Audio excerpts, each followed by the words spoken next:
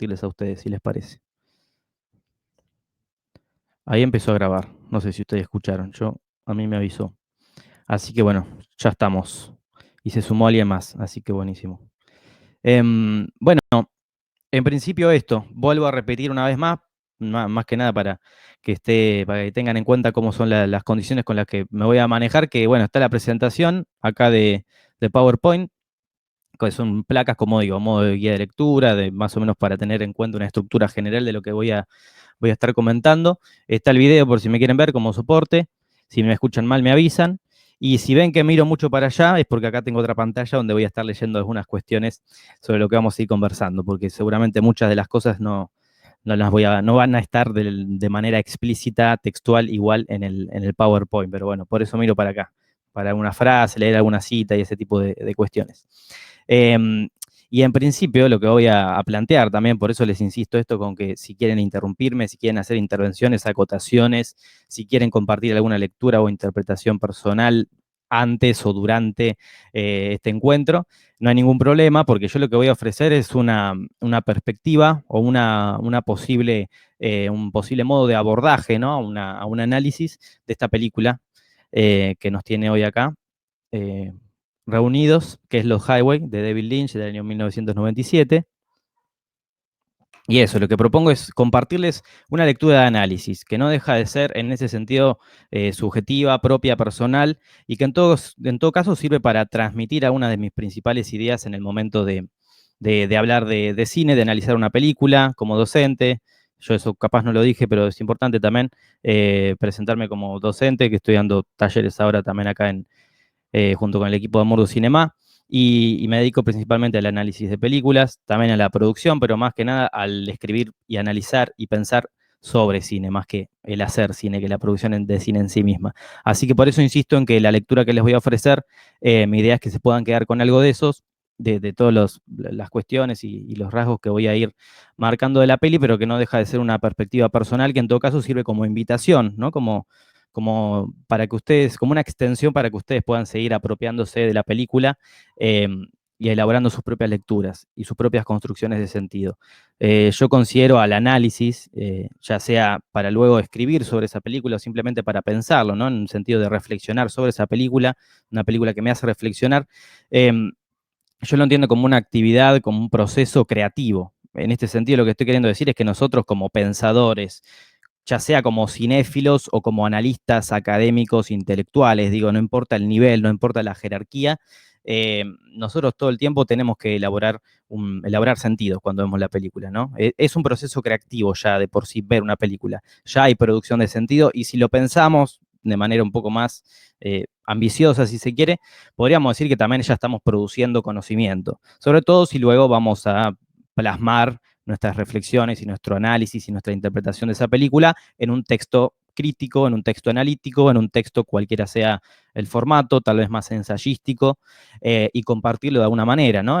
Ya sea en un sitio web, en algún otro tipo de plataforma virtual, o con el simple ida y vuelta o de comentario o debate con un compañero, con un colega que ha visto la película con nosotros o que le gusta hablar de cine, que es cinéfilo como nosotros. ¿Qué estoy queriendo decir con esto? Que también es necesario, si bien nosotros no somos los creadores de esa película que estamos viendo, poder ubicarnos en esa posición, bueno, tomar esa postura personal de compromiso y de responsabilidad en el momento de ver una película. La película, cuando aparecen los créditos y cuando termina la duración y su extensión propiamente dicha, ¿no? De la película como objeto cinematográfico. La película termina o no termina nunca cuando nosotros conversamos, cuando la crítica sube sus devoluciones y sus comentarios, sus respectivos comentarios y análisis con respecto a esa película, con los trabajos que se hacen de análisis de temas que abordan temas más generales, ¿no? De la teoría del cine en general, pero usan esa película como ejemplo, ¿no? O como justificación de determinado, no sé, de determinado rasgo de estilo que usa determinado director. Sin ir más lejos, podríamos hablar de David Lynch en ese caso, ¿no? Un director con rasgos de estilos muy característicos. Entonces, insisto, la película necesita retroalimentación constantemente y nosotros, ya sea cinéfilos o ya sea analistas académicos a un nivel prestigioso, que yo creo que no somos ninguno de los dos extremos acá, me parece que estamos como en el medio, tenemos que tomar esa película como, esas lecturas que hacemos sobre la película como una responsabilidad, como un compromiso realmente para lo que esa película nos está ofreciendo, ¿no? Eh, Me gusta hacer esta reflexión inicial, por eso, perdonen si les parece puro chamullo, pero para mí no es chamullo, para mí tenemos que poder creer en el cine de esa manera. Y yo por lo menos lo que me gusta transmitir es eso, cuando propongo una perspectiva de análisis, que el cine también es construcción de conocimiento que nos ayuda a conocer el mundo de otra manera. Para mí el cine no es mero entretenimiento, y me parece que esta película de David Lynch es un caso ejemplar de este tipo de apropiaciones del lenguaje del cine, ¿no? Podríamos decir. Dicho esto, vuelvo a insistir que si quieren hacer un comentario en el chat o interrumpirme, lo pueden hacer. Y voy a avanzar un poquito con los que tenemos acá en la presentación, que creo que se está viendo bien, ¿no? Muy bien. Como no tenemos muchísimo tiempo, a mí me parecía interesante, me parecía pertinente partir de una categorización que propone un autor que se llama David Bordwell. No sé si está exactamente bien el año que pongo acá, el texto se llama La elaboración del significado en el film, tiene otras traducciones, pero esas más o menos, si lo googlean así va a aparecer y en todo caso yo luego les comparto el enlace del texto. Creo que es previo el libro, pero bueno, este es el año de la publicación de la edición que tenía yo. Y él lo que plantea es esta categorización que me parece muy esclarecedora, eh, muy clara y fácil de abordar para entender como un primer paso para analizar, ¿no? Para proponer una película. ¿Qué cosas podemos analizar de una película? ¿Qué niveles de sentido podemos elaborar cuando vemos una película? Bueno, yo creo que esta primera clasificación que propone Borwell es muy atendible, digamos. Acá Cecilia ya me está preguntando si hay un libro de Borwell en castellano. Bueno, este texto sí, este texto está en castellano, así que después se los paso. Y también hay metatextos de este texto. ¿Qué quiero decir? Hay textos de otros autores que refieren a Borwell, porque lo cierto es que ya es un autor viejo, por así decirlo. Y bueno, hay muchos textos que refieren a él y que lo citan, ¿no? Cada tanto voy a hacer pausas para tomar mate. Bueno, entonces les comentaba, esta primera apropiación, este primer acercamiento em, a Borwell, perdón, que acá se me... Ahí está, perdonen, ¿eh? Eh, Nada, que a mí me parece realmente muy esclarecedora para abordar el análisis de una película. En principio, él propone el nivel referencial. Yo acá hice una síntesis realmente bastante somera, bastante general, abuelo de pájaro de las cuestiones que marca Borwell. Está muy recortada de alguna manera, pero me parece que es la manera más fácil de poder zambullirnos ya de lleno en los highway.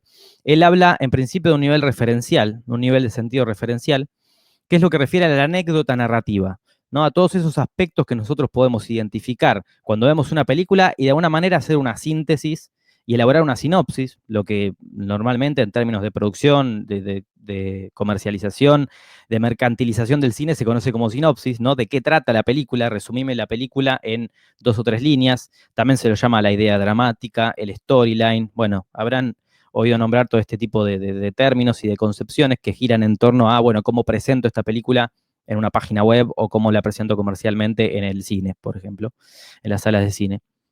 Entonces ese sería el sentido referencial, ¿no? Cuando vemos una película tenemos que poder de alguna manera entender qué es lo que hay en la superficialidad de la película, ¿no? ¿Cuál es la anécdota narrativa? Tengo que poder elaborar una síntesis. A mí me gusta mucho remitir, acá en alguna placa creo que lo nombro, a un texto de Ricardo Piglia que se llama Tesis sobre el cuento, que si les interesa la literatura o el arte en general, tal vez lo habrán leído o en todo caso se los recomiendo porque es un texto muy célebre, perdón, muy conocido y muy breve, así que está bueno. Él habla de historia uno y de historia 2.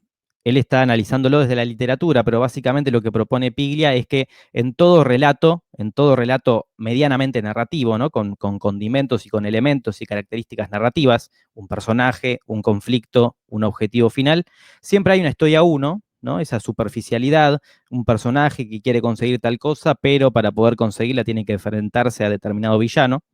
Esa sería la historia uno. Y después por debajo hay una historia 2, que son los temas, los ejes conceptuales, los sentidos más simbólicos, ¿no? Este cuento me está hablando del amor, de la venganza, de la traición, etcétera, ¿no? Esos típicos temas y tópicos universales. Bueno, eso sería lo que se encuentra en el trasfondo de la superficialidad de la historia uno.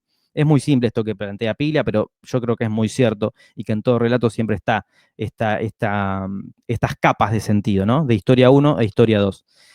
Y en esta clasificación que propone acá Borwell está un poco profundizado, ¿no? Con mayor nivel de detalle y llevado al cine, al campo del cine estrictamente, esta cuestión que plantea Piglia. Entonces, lo referencial, ¿qué va a ser? La historia uno, lo que vemos en primera instancia y que podemos reconocer como verosímil, ¿no? Todos sabemos que una de las principales funciones del cine moderno a lo largo del siglo XX y que hoy en día se ha reforzado mucho también, si bien hay nuevas experimentaciones con el audiovisual, uno de sus rasgos es la verosimilitud, la construcción de la verosimilitud. Lo que yo veo en la película tiene que ser creíble, tiene que ser real, tiene que ser referencial, ¿no? Por más de que sean una, no sé, Game of Thrones, digo, que haya dragones y elementos de fantasía, ¿no? Y místicos, no importa. De alguna manera tiene que ser verosímil lo que ocurre ahí. Yo tengo que creerme la relación que entra en juego entre esos personajes.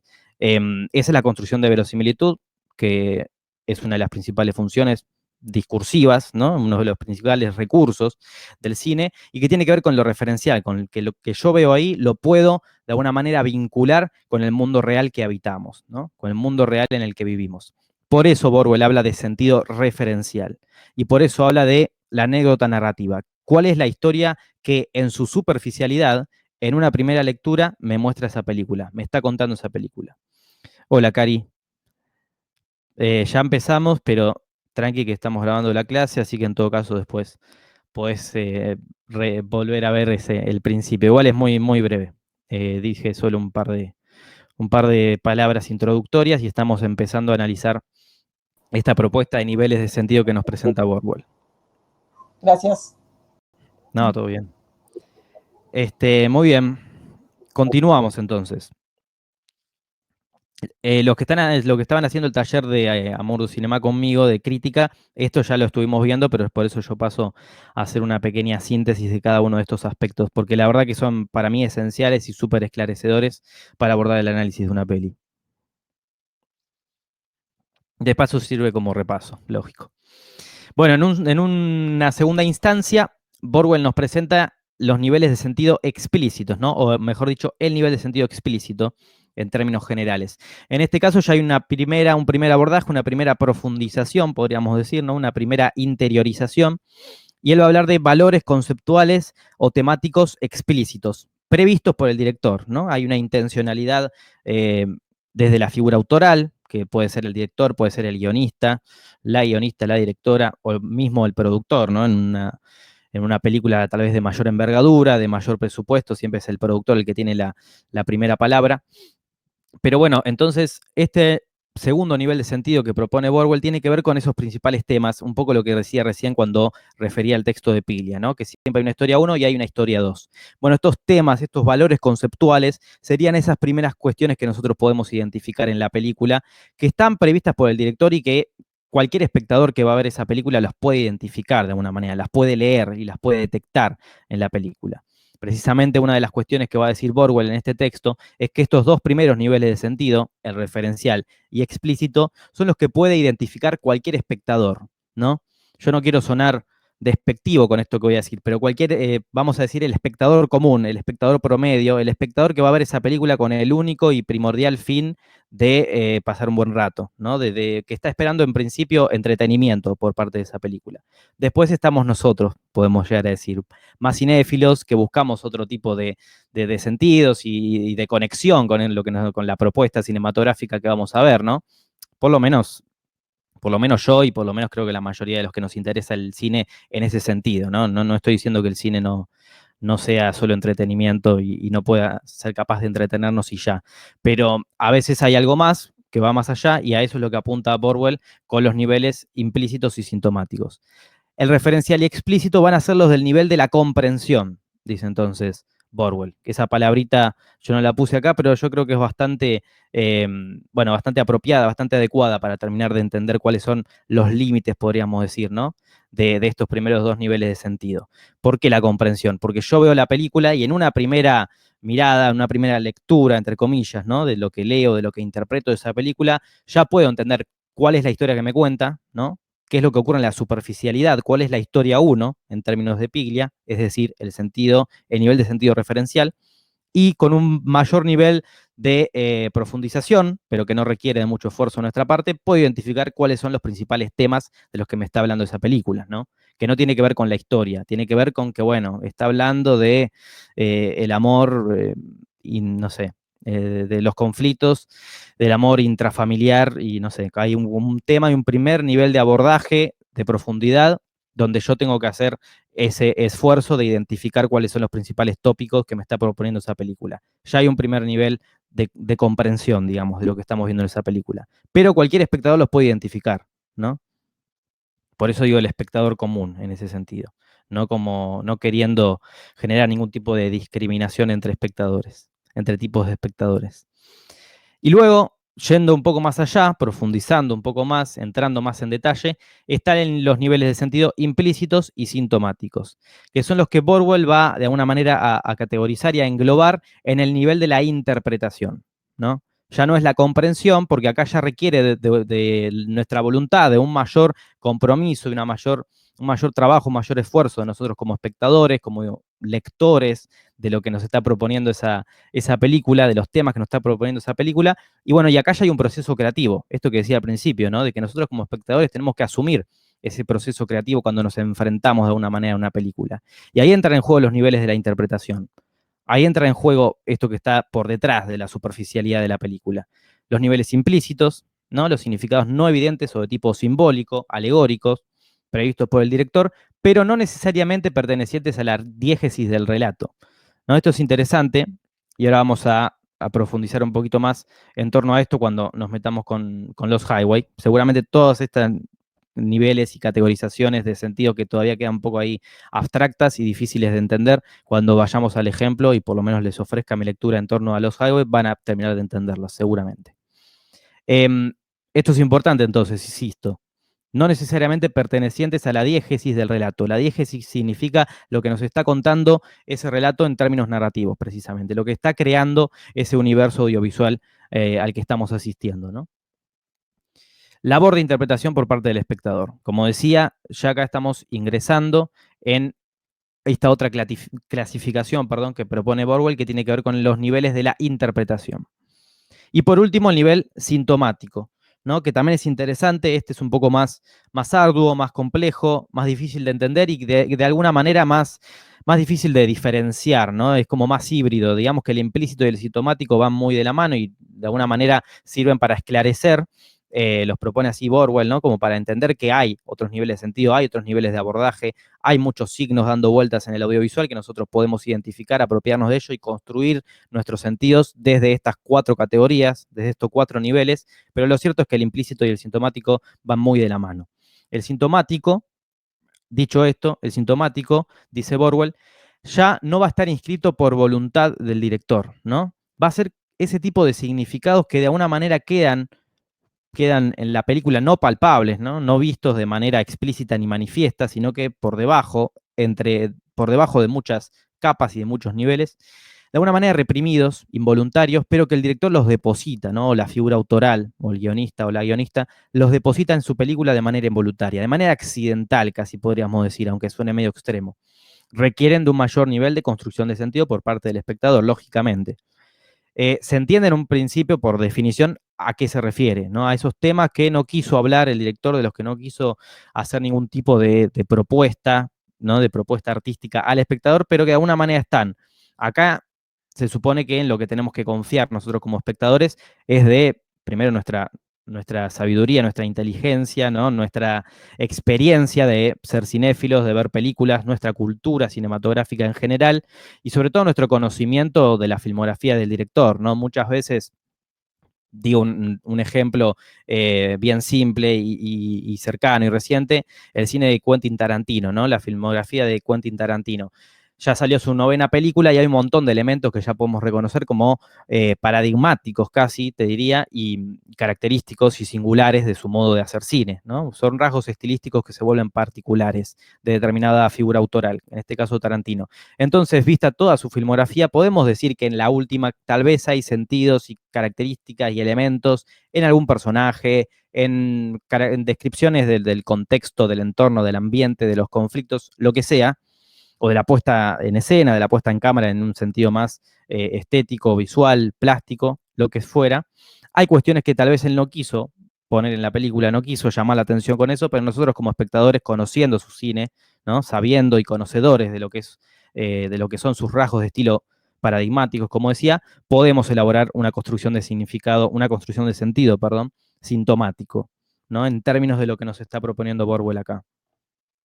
A eso apunta Borwell, insisto, dicho de manera abstracta es difícil terminar de entenderlo, es como, bueno, habría que buscar el ejemplo esclarecedor, ejemplificador, y eso es lo que vamos a hacer acto seguido con los highway. ¿Alguna duda de esta primera aproximación que creo que la dije medio rápido, pero bueno, no me quiero quedar sin tiempo? Insisto, cualquier cosa que quieran decir, compartir, acotar, intervenir en el chat o me interrumpen, no tengo ningún problema. Bueno, muy bien. Ahí lo que voy a hacer ahora, lo que van a notar en la placa, en las presentaciones de las placas que voy a ir pasando, es que hice una especie de selección o de preselección de algunos de los principales sentidos que yo estoy advirtiendo en esta película, o que por lo menos advertí en el último visionado que hice de la peli. Estoy seguro de que si la veo, sabemos de qué película estamos hablando. Doy por sentado que la vieron no una, sino 2 veces, o tal vez una vez sola, no importa, pero que les interesa Lynch por lo menos. Entonces yo creo que tal vez vuelvo a ver esta película o la vuelvo a ver, no sé, 2 o 3 veces más y seguramente voy a poder elaborar una lectura posiblemente diferente o leo alguna crítica, leo algún texto crítico o algún análisis que se haya hecho en torno a esta película, que los hay, numerosos, muchísimos, y seguramente se me ocurre otra posible lectura, otra posible elaboración de sentido a partir de la propuesta de Bordwell, ¿no? Porque yo estoy tomando esas categorías como punto de partida. Pero bueno, esta es una lectura que yo observé. Y lo que van a ver en cada placa es una selección de las cosas que anoté. Posiblemente no sea ni la más importante. En este primer nivel de sentido, el referencial, es muy difícil realmente proponer y procurar hacer una sinopsis, una síntesis, ¿no? Un storyline de esta película tan ardua, tan compleja, tan difícil de leer, insisto, con la noción y con la idea de la lectura, ¿no? Cuando vemos una película estamos interpretando y estamos leyéndola en ese sentido, reconociéndola como un texto con sus respectivos elementos y características a ser analizadas, ¿no? Es muy difícil hacer una sinopsis de esta peli, pero bueno, esta es una primera propuesta que hice también leyendo otras sinopsis que se han hecho en sitios como Film Affinity, bueno, en IMDb, en Wikipedia mismo.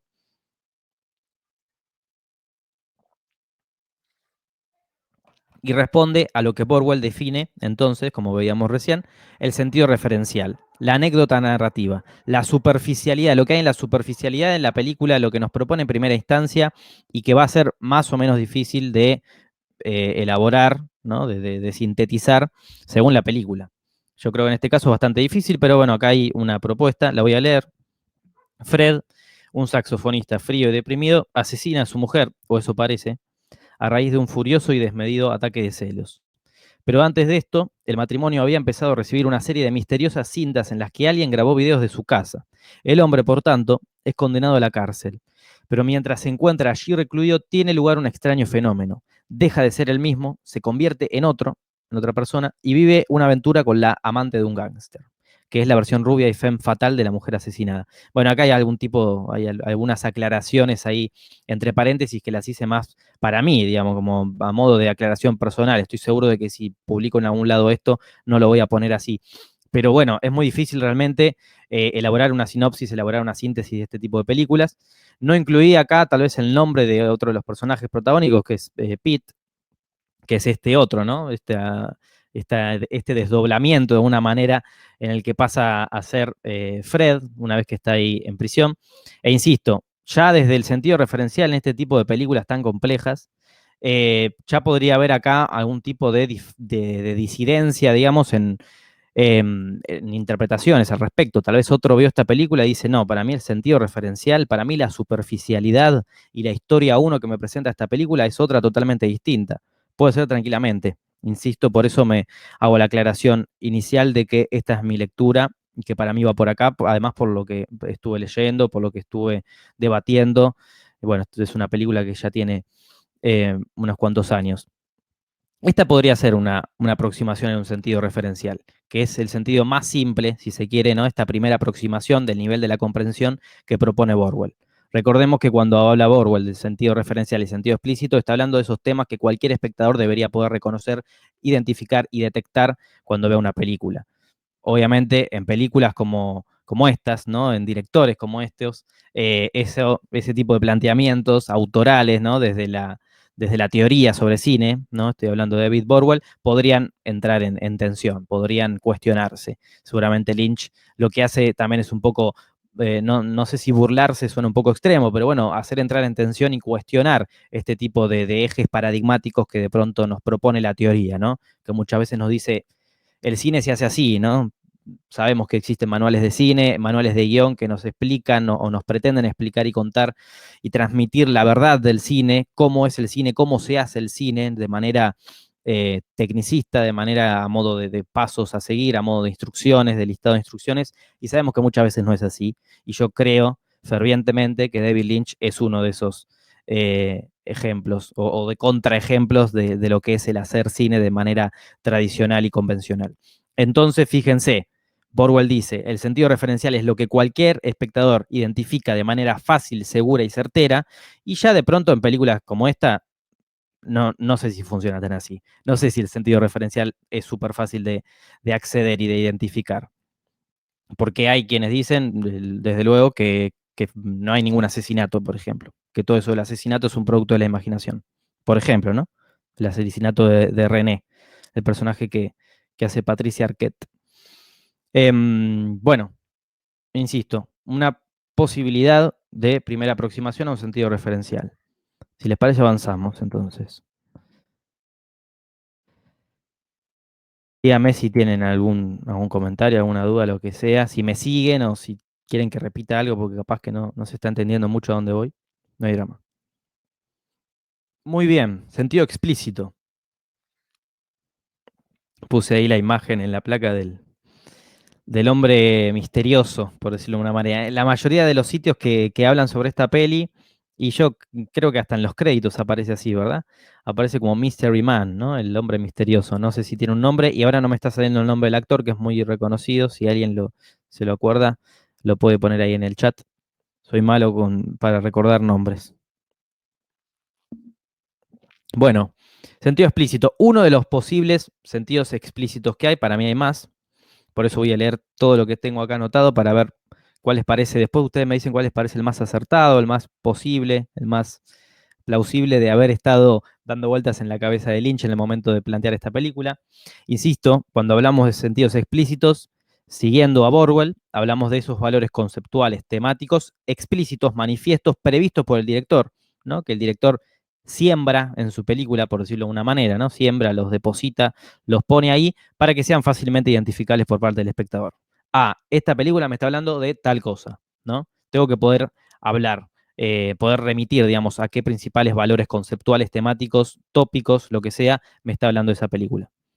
Robert Blake, ahí está, perdón por no acordarme el nombre de estos actores. Muy bien, yo puse acá en la placa, voy a leer en principio lo que está en la placa, la trama de Pete Dayton, ¿no? Este personaje que aparece más o menos en la segunda mitad de la película. Es la invención de la culpa de Fred, una fantasía que le sirve al personaje de Fred para reemplazar en cierta forma su terrible presente.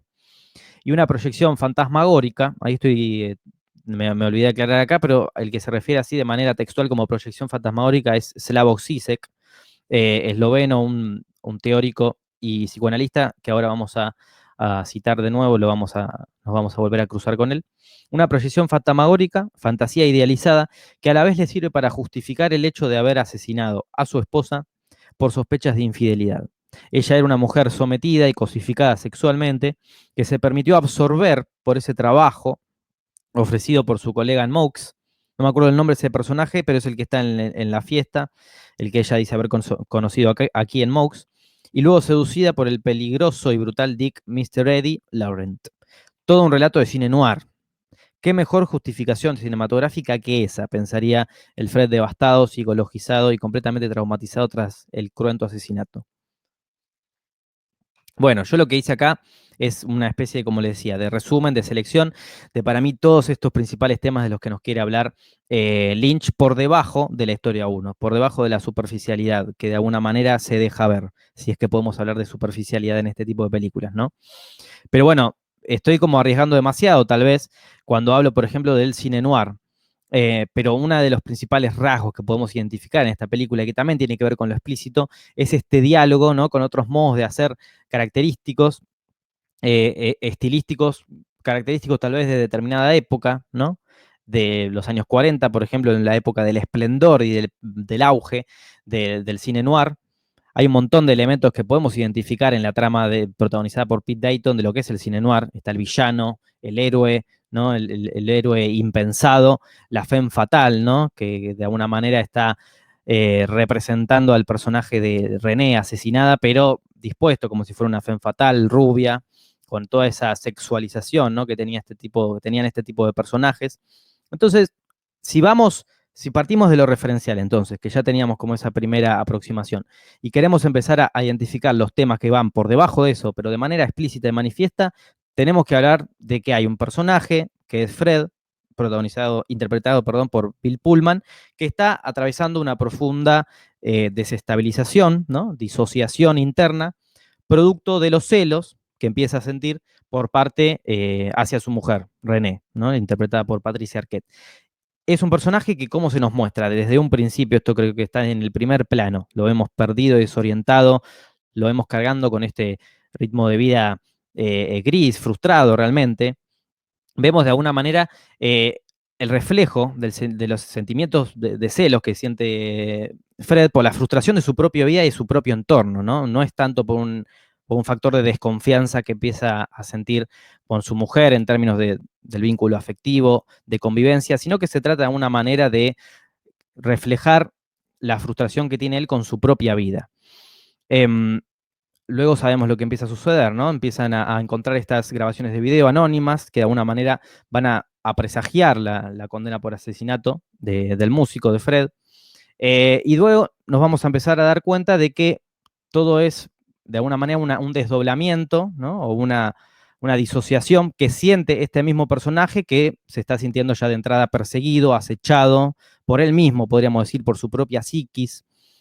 Yo no me quería meter con muchos términos muy del psicoanálisis porque no es mi campo, pero si buscamos un poquito y si pretendemos encontrarle como una búsqueda ahí en términos freudianos y psicoanalíticos, podríamos hablar de la entidad psíquica del superyo, ¿no?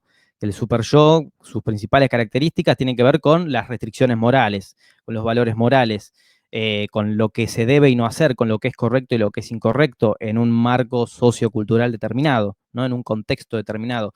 De alguna manera podríamos decir que estas grabaciones de video están significando una especie de, como decía, acecho, ¿no? De persecución de él mismo, del propio Fred hacia él mismo, que están como generando una vigilancia de su estilo de vida, como si fueran unas cámaras, bueno, al fin y al cabo lo son, ¿no? Esto lo podemos identificar desde la puesta en escena, desde la puesta en cámara, esas cámaras como videovigilancia de su propio estilo de vida, de los hechos que él, de las propias acciones que él va haciendo, ¿no?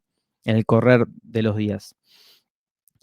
¿Qué podríamos decir? Entonces, siguiendo un poco, agarrando algunos elementos de lo que está acá en la placa, de esta aproximación en términos de sentidos explícitos, que luego lo que ocurre en prisión no es más que la idealización o la fantasía de ese héroe caído en desgracia, ¿no? El músico de jazz, preso de sí mismo, preso de sus celos, por la frustración de su propia vida, que decide llevar todo al extremo y transformar su miserable vida, hacer una proyección de alguna manera, esta proyección fantasmagórica de la que habla Zizek, que acá la vemos en la placa, transformar su miserable vida, hacer esa proyección fantasmagórica en una utopía, ¿no? Una suerte de utopía narrativa, podríamos decir, propia del más puro y clásico cine noir. Él pasa a ser Pete Davidson, un personaje que en términos sexuales, que era una de sus principales frustraciones, es exitoso, digo, empieza a verse a escondidas de manera arriesgada, lógicamente, ¿no? Bordeando el riesgo, el peligro de muerte, pero de una manera exitoso en lo que Fred no era, ¿no? De nuevo, rasgos estilísticos, características propias del cine noir de los años 40 son las que está tomando a modo de alusión, a modo de homenaje, a modo de comentario, ¿no? Podríamos decir, de cita. Son esos elementos los que está tomando Lynch para construir su historia, para construir ese desdoblamiento, esta proyección idealizada que hace Fred una vez aprisionado, una vez encerrado en prisión. Un desdoblamiento trastornado de sí mismo. Y esto lo vemos a modo de anticipación, ¿no? A modo de indicio de lo que va a pasar posteriormente, reflejado en qué figura. Y en la identidad de este hombre misterioso, que lo tenemos acá también en la placa, que este no es el plano de la primera vez que aparece, que es genial, realmente ahora creo que viene en la siguiente placa, ¿no? Bueno, este hombre misterioso de aspecto extraño, que está maquillado con las características físicas y estéticas del teatro kabuki japonés, ¿no? De un teatro de hace años y años y décadas histórico en Japón. Y ese hombre, o esa representación, de alguna manera que es como un desdoblamiento del propio Fred, está representando, creo yo, y por lo que he leído, las inseguridades del propio Fred. Está como proyectando de alguna manera esa tensión interna que él tiene y esa intencionalidad de dejar salir lo que surge de manera instintiva y de manera primitiva. ¿Se acuerdan que antes hablamos del super yo de alguna manera, como entidad psíquica interna que lo que hace es imponer estas restricciones morales de lo que es correcto y de lo que es incorrecto, de lo que se debe hacer y de lo que no?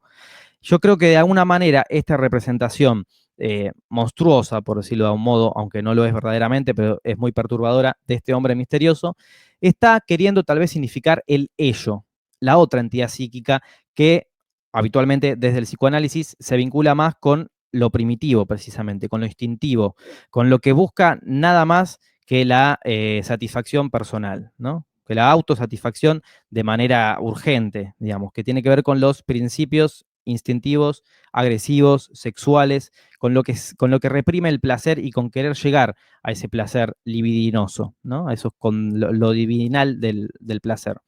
De alguna manera, esa satisfacción, ese deseo, ese impulso por la satisfacción, por alcanzar esa satisfacción personal, que al fin y al cabo, ¿cuál va a ser? Asesinar a la esposa, ¿no? Ese como es de alguna manera el objetivo que empieza a tener Fred una vez que se le aparece este hombre misterioso y que le expone todas estas tensiones internas que él está teniendo, que le dice que está en la casa, que alguien lo está vigilando en su casa, esa entidad psíquica del super yo que veíamos representada en las cámaras.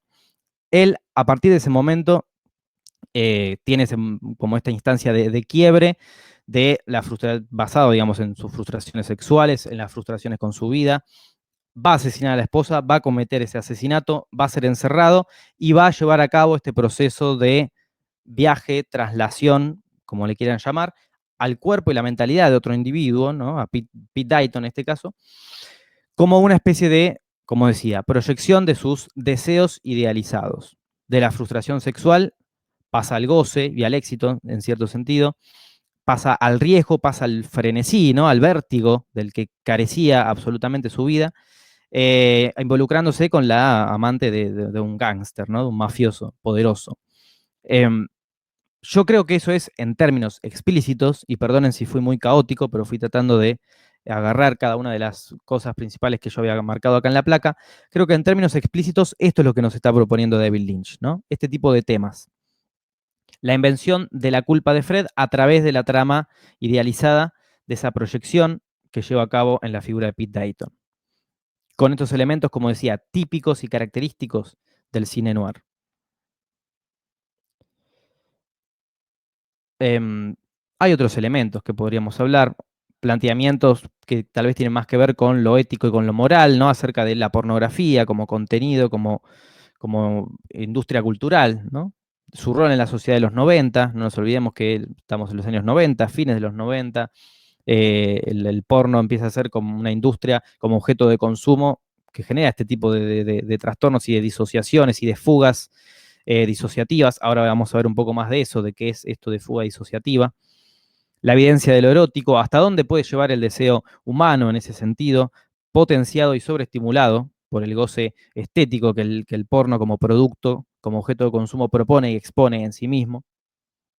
En fin, esos son, por decirlo de una manera general, obviamente, en una primera aproximación incluso, podríamos plantear muchos más, creo yo, los sentidos explícitos que estamos eh, pudiendo detectar en esta película. Insisto que todavía estamos en ese nivel de comprensión de lo que se supone, en términos de Borwell, sabemos que para mí David Lynch es posiblemente una excepción, lo que se supone que son esos elementos que cualquier espectador podría identificar en una primera aproximación. No sé si me siguen, si no se entendió algo, si quieren que repita. Vamos avanzando a los sentidos implícitos. Gracias, Cari. Perfecto. Bueno, gracias. Muy bien, sentidos implícitos entonces. Acá voy a leer esto, como hice recién, y después sigo profundizando un poquito más. El deseo como posesión, o más bien la no mostración, la no exposición, podríamos decir, de ese deseo, que se muestra en nuestro interior, en nuestras tensiones más intrínsecas, más internas, como Fred en su fantasía de héroe de cine noir, que muestra que finalmente no es un héroe, sino una presa de su propio objeto de deseo y motivación esencial, el deseo femenino. En este caso, esa suerte de venganza que llevó a cabo la René asesinada en el final, ¿no? En el momento ese de cuando la casa se enciende en llamas. Por otro lado, rasgos oníricos, podemos identificar rasgos surrealistas, muy típicos y característicos del cine de David Lynch, sin dudas. Algo que es típico, bueno, acá justo lo digo, de los films de Lynch, desde la estética, desde la puesta en escena, pero que subyace en un nivel mayor de profundidad. Y por último, esta cuestión de la fuga psicogénita, que de alguna manera recién lo venía anticipando cuando decía fuga disociativa, pero se supone que el término adecuado es fuga psicogénica y ahora les voy a comentar un poco lo que estuve viendo en función de eso. Pero bueno, recuerden que cuando hablamos de sentidos implícitos ya estamos hablando de el primer nivel de sentido que implica un mayor nivel de interpretación, de elaboración de construcciones de sentidos por parte de nosotros como espectadores, como analistas, como pensadores.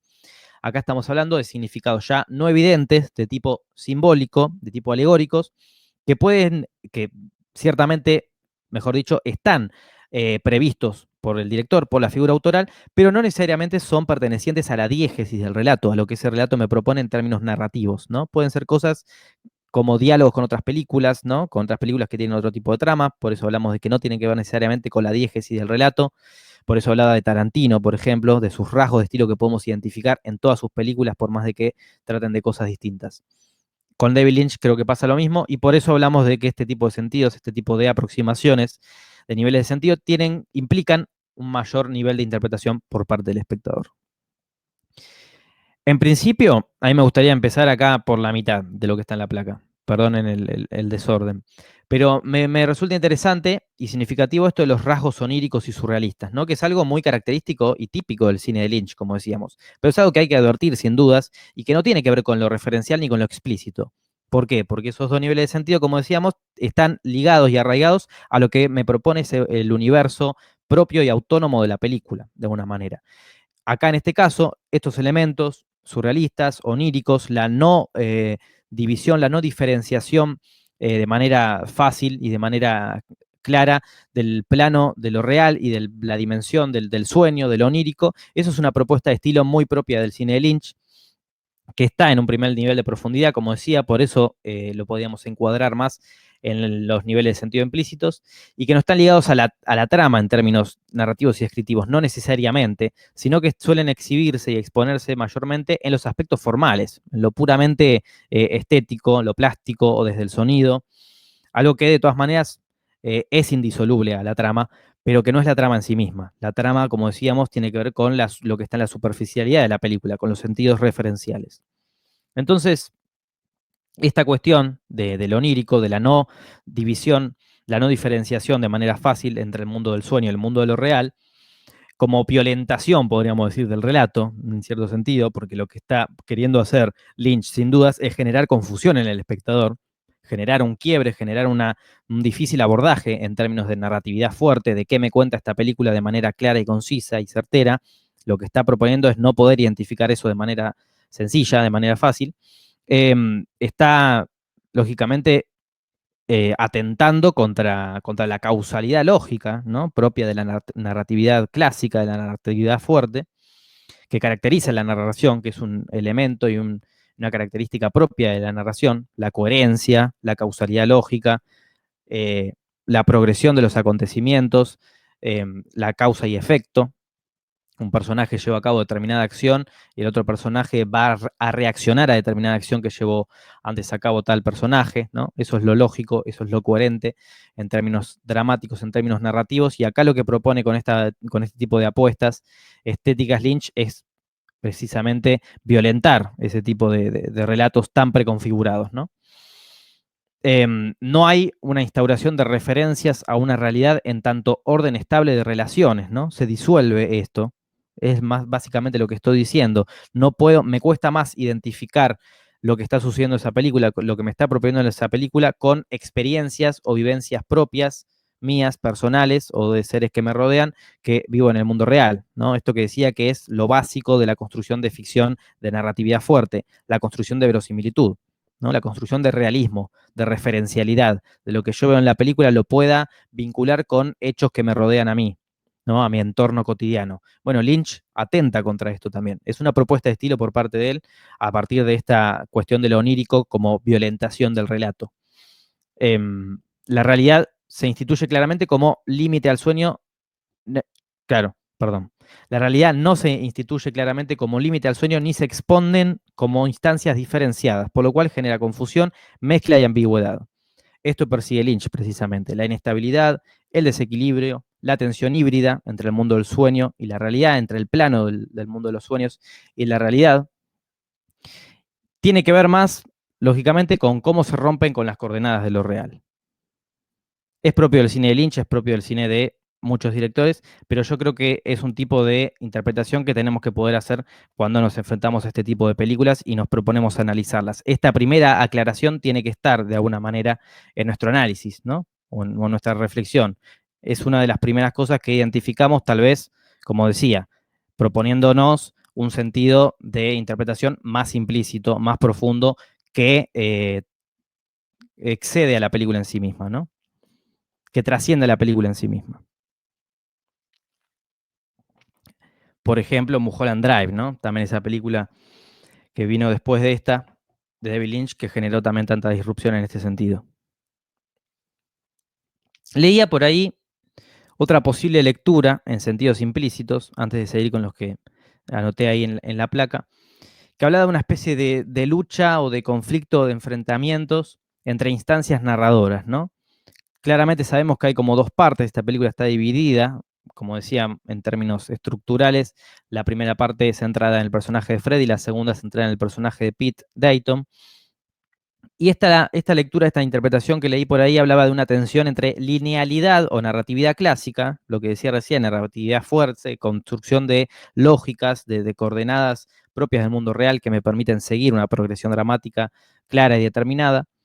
Esto identificado en la trama de Pete y de Mr. Eddie, ¿no? Esa trama más de cine noir clásico, construcción de narratividad fuerte, versus, ¿no? En contraposición, enfrentado a toda este proceso de onirización, por decirlo de una manera, de mundo de los sueños, de confusión interna, mental, que tenemos en el personaje de Fred, ¿no? De ruptura de esa linealidad narrativa, de ese clasicismo propio del cine, expuesto en el personaje de Fred y sus encuentros con el hombre misterioso, lógicamente, y con René. Y esto es interesante, de alguna manera, como interpretación, digamos, como posible abordaje del análisis de una película. Supongamos que estamos haciendo un análisis escrito. Podríamos plantear esta especie de dualidad, ¿no? Como para poder identificar de alguna manera y otorgarle rasgos particulares a cada una de las partes que componen la película. A grandes rasgos, como decía, hablamos de dos partes en términos estructurales. La trama de Fred, en el principio, por un lado, y la trama de Pete Dayton. De alguna manera hay una contraposición de modos de narrar, ¿no? De instancias narradoras y de estilos narradores. Por un lado, lo lineal, lo narrativo, lo fuertemente dramático en cierto sentido, el cine noir, Pete Dayton enfrentado a ese gángster superpoderoso y él teniendo esta aventura sumamente riesgosa con su mujer, con su amante. Y por otro lado, la trama de contradicciones internas, ¿no? De personajes contrariados y conflictuados, en su interioridad problemática, desequilibrada, las fugas psicogénitas, el asesinato de su mujer, etcétera, etcétera, etcétera, del personaje de Fred. Hay de alguna manera ahí dos modos de narrar, dos estructuras narrativas, dos películas, si queremos hablar así, si queremos arriesgar, digamos, y hablar de eso, completamente distintas, ¿no? Hay dos películas completamente distintas ahí. Y este es un posible abordaje, creo yo, en términos de sentidos implícitos. ¿Por qué? Porque tal vez ahí está una de las posibles intenciones por parte de Lynch. Sin dudas hay una necesidad, hay una búsqueda de Lynch por referir, no sé si homenajear, yo decía homenajear hace un ratito, pero a referir a ese mundo que es el cine noir de los años 40, con este tipo de estructuras narrativas que presenta una vez que aparece el personaje de Pete Dayton, en esta suerte de, como decíamos, proyección idealizada que parte del personaje de Fred, ¿no? Entonces, podríamos ya identificar estos dos modos de narrar. Otro elemento que yo creo que es esencial de los sentidos implícitos tiene que ver con el personaje del hombre misterioso, interpretado por Robert Blake, que me decía acá Tato el nombre del actor. Eh, bueno, lo identificamos en primera instancia como un sujeto sumamente perturbador, ¿no? Terrorífico, genera un distanciamiento, genera el primer extrañamiento, si se quiere, desde la trama, ¿no? Desde la puesta en escena, porque ya desde un principio había como ciertas estrategias y operaciones de cómo, bueno, lo de las cámaras de seguridad, los planos desde el exterior, que ya de alguna manera nos imponían un modo de narrar bien característico por parte de Lynch, pero desde la trama creo que lo primero que llama la atención, lo primero que nos genera un distanciamiento de ese mundo en términos referenciales, en términos de poder identificar cosas de ese mundo como parte del mundo real, es este personaje. Es este personaje que se le empieza a parecer a Fred.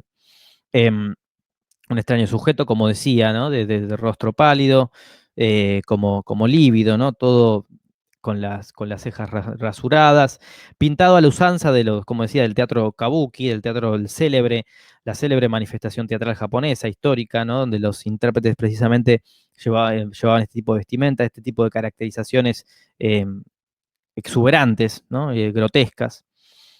Ese era el modo de manifestarse en este teatro japonés, clásico y célebre, al que claramente está haciendo referencia David Lynch en esta peli.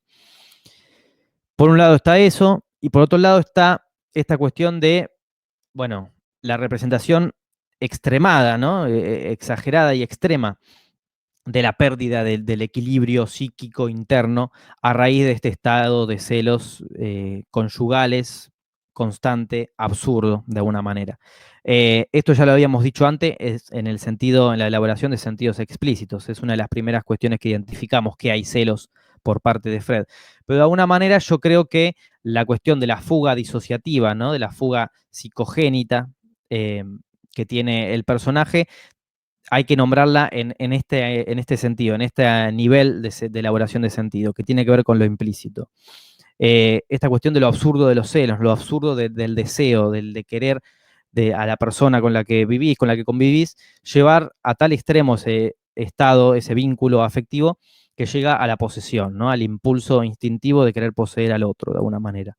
Eso yo creo que está planteado de alguna manera en la película con digamos, el abordaje y el agregado, ¿no? Y la insistencia que hace Lynch al incluir el tema del porno, de la industria del porno y de todo lo que representa en esos términos de producción, digamos, de exposición, los sentidos del porno, ¿no? De la posesión del otro, en ese sentido.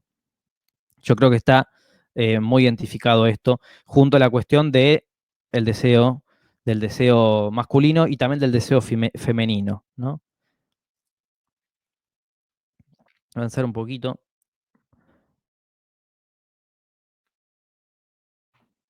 Acá traía a colación una pequeña cita también de un texto de Piglia, que lo habíamos visto previamente cuando hacíamos un abordaje a Cinécdoque en New York. No sé si alguno de acá estuvo en ese encuentro que hicimos hace un poquito más de un mes, donde hablaba de, bueno, un discurso atravesado por operaciones de onirización, dispersión y fragmentación deliberada, ligadas a un determinado punto de vista, al fin y al cabo se trata de una travesía de personajes anormalizados y desencontrados en su propio caos interno, que procuran resistir y sobrevivir ante el avasallante sojuzgamiento que les impone el marco social que los rodea. El psicoanálisis es el arte de la natación, puesto que se encarga de mantener a flote a aquellas personas que en mayor o menor medida se están hundiendo.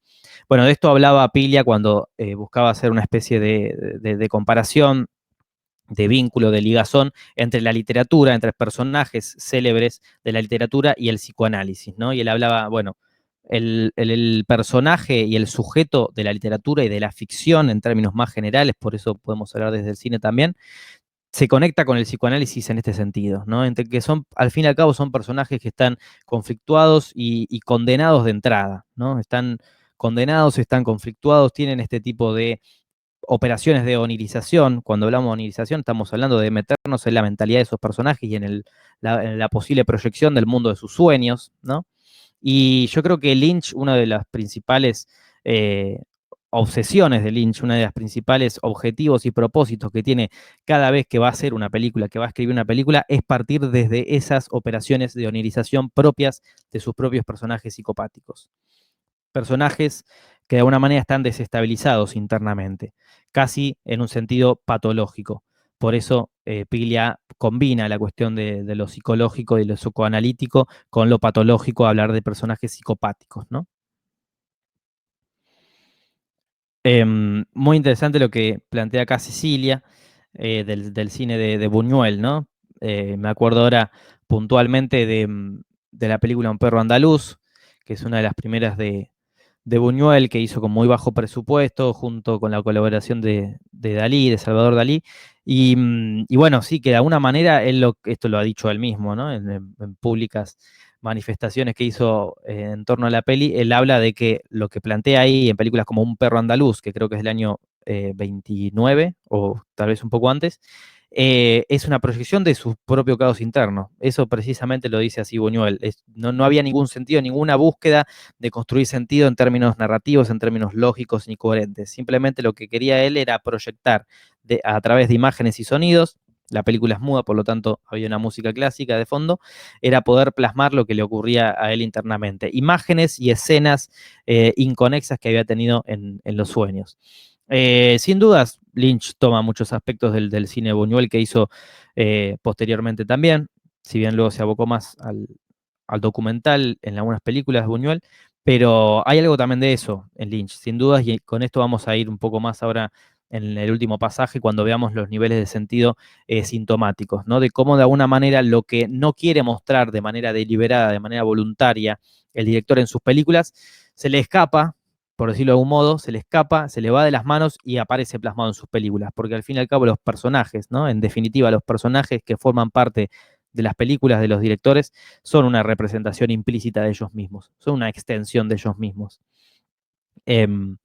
Por eso me parecía interesante esta pequeña cita que traía acá a colación de Ricardo Piglia cuando habla de personajes psicopáticos. De alguna manera esos personajes son la representación extremada de la propia figura autoral, ¿no? De lo que está proponiendo el propio director. En este caso Lynch, podría ser Buñuel.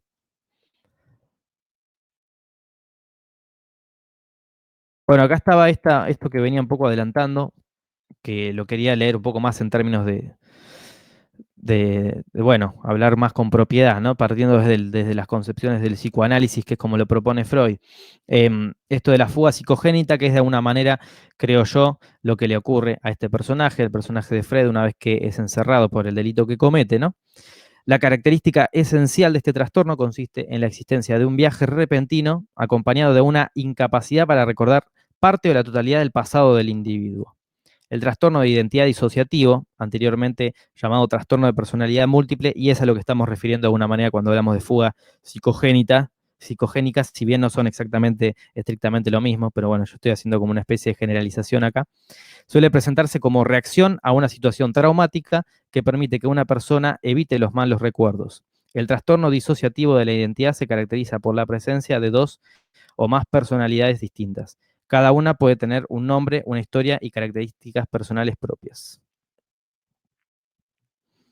Está bueno ahí lo que dice Cecilia, ¿no?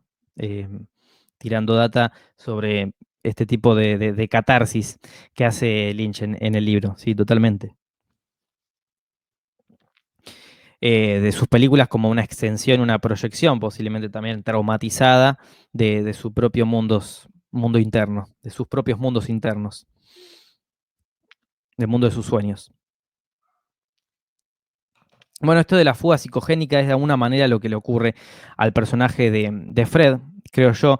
Fíjense que es interesante la cantidad de juegos simbólicos que introduce también David Lynch en su película, y con juegos simbólicos me refiero a pequeños gestos, pequeñas sutilezas y detalles que ustedes habrán podido identificar tal vez, o tal vez no, que podemos identificar, por ejemplo, con juegos de palabras, ¿no? Yo anotaba, bueno, Fred se llama el personaje protagónico, y hay sin dudas, de manera indefectible e ineludible, tenemos que hablar del psicoanálisis, tenemos que hablar de Freud, ¿no? Y ahí hay un juego de palabras ya de por sí que podríamos marcar, tal vez a uno le resulte forzado, pero para mí esto lo incluiría dentro de los sentidos implícitos que propone Bordwell, porque tiene que ver con intenciones implícitas por parte del director, ¿no? Freud, fíjense que el personaje de Dick Laurent, me lo comentaba alguien en el análisis que hizo de Lost Highway para una actividad del taller de crítica, que hablaba de Dick Laurent. Dick, la traducción en español es pene, perdón por lo explícito, pero ahí también está la relación con la cuestión de lo pornográfico, de lo sexual, sex, ¿no? Recordemos cómo el personaje de Fred, de alguna manera, toda esa explosión de vigor y de estimulación